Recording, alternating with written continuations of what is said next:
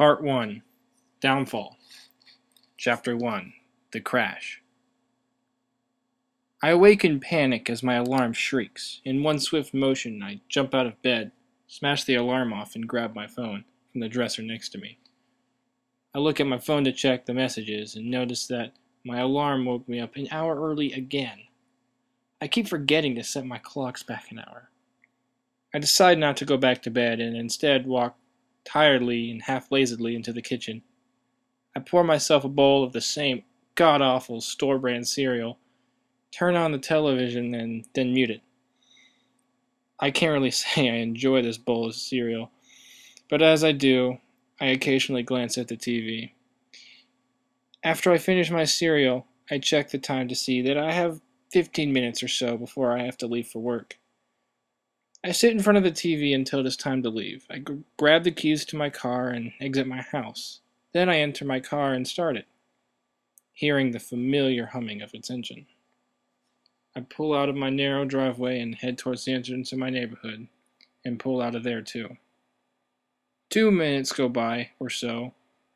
I notice that I haven't seen another car, and as this realization comes to me, I am violently cut off by another car at an intersection. I swear loudly at him, letting my road rage out. After this encounter, I take another look around me while I am driving. I hit another red, this time at a T intersection. I stop at the red light and take a moment to look around, opening the window to get some fresh air. I look at the sidewalk and notice that there is not a single person there, which I guess makes sense since it's only 6 in the morning, but still, normally I would see at least a jogger or someone going by. Where is everybody? I ask myself. The light turns green, and I begin to pull out, barely paying any attention to the road. A large horn sounds, drawing my focus. The deep sound is a horn coming from the head of a semi. I turn my head to the left, just in time to see that red-colored semi hurtling right towards me at the intersection. It feels like my heart has dropped in my chest. I immediately floor it, but that's no good. I feel the immense shock as the semi comes crashing through the back of my small sedan.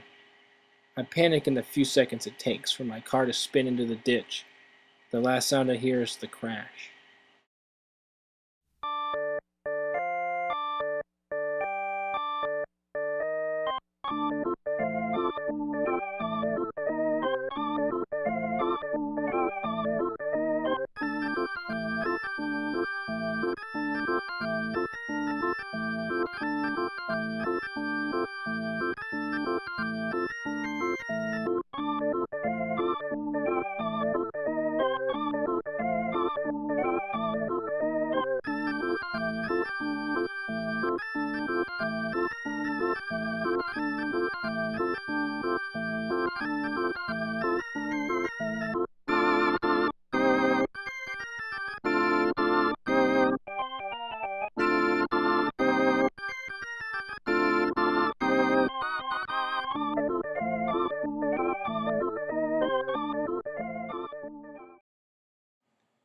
I feel heat on my face, an intense heat. I'm starting to come to. I slowly open my eyes, and now I know where the heat is coming from.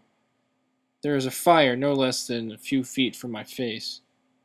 I snap fully into reality when this occurs to me. It appears like the fire is burning upside down, and I am stuck where I am. It doesn't take me long to realize that actually I'm the one upside down. I turn my head to look out the window of my car. I yelp when pain shoots through my body and neck.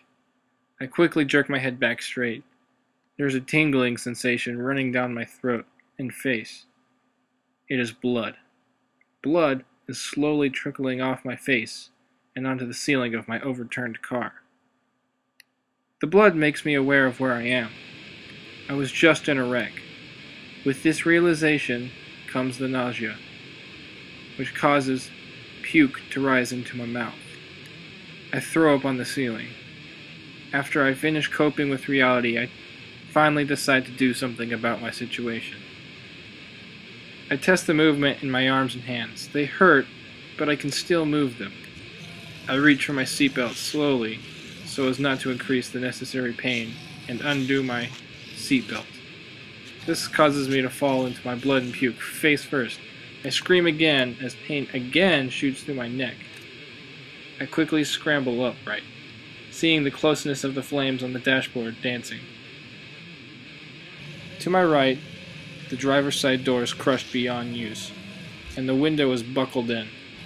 I try pushing with my legs, but the door doesn't move. Then I look to my left. Lucky for me, the passenger door is completely ripped off from the wreck. I climb over the steering wheel and make my escape, and then plunge through the hole onto the grass where my car had rolled to a stop. I am standing on the grass now, just for a moment to observe the wreckage. The smoke billows from the wreck. The car is far beyond totaled. If there had been anyone in the back seat, they would have been killed instantly. The back half of my car is just gone. I look around slowly as not to agitate the pain in my neck. Nobody is around. The air is silent save the crackling of the fire burning up my now useless car. After a while, I turn around and start walking away, feeling my legs paying with each step. The pain causes tears to well up into my eyes, blurring my vision just a bit. Because of this, I stumble over the pavement when I reach the road. I trip and fall, catching myself with my hands. Again, I feel harsh pain and let out a partially stifled scream. I lay on the pavement for a little while until the pain in my arms and neck subsides, and then I pick myself up. I look again at the wreckage, 20 yards or so away from the road. I hear a hissing noise rise above the faint burning sound. The fear of what that sound probably is tells me to turn and run, so I do. It is a good thing I do, because this ignites my car into a fireball, sending scraps of burning metal high into the air. Pieces of my car are sent deep into the pavement where I had stood just moments before. I feel like breaking down and crying right now, but I don't. I suck it up instead and turn to search for help.